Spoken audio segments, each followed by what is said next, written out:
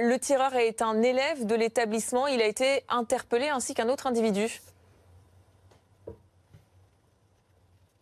Oui, de nouvelles informations viennent d'être données au cours d'une nouvelle conférence de presse. Et donc, le tireur, effectivement, est un lycéen de l'établissement. Il a 17 ans.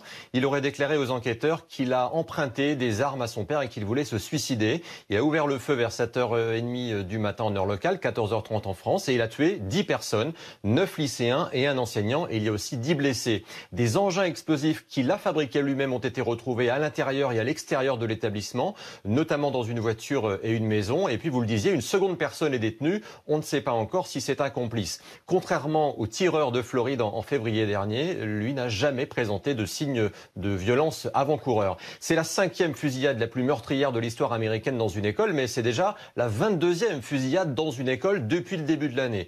Donald Trump a réagi sur Twitter puis à la télévision.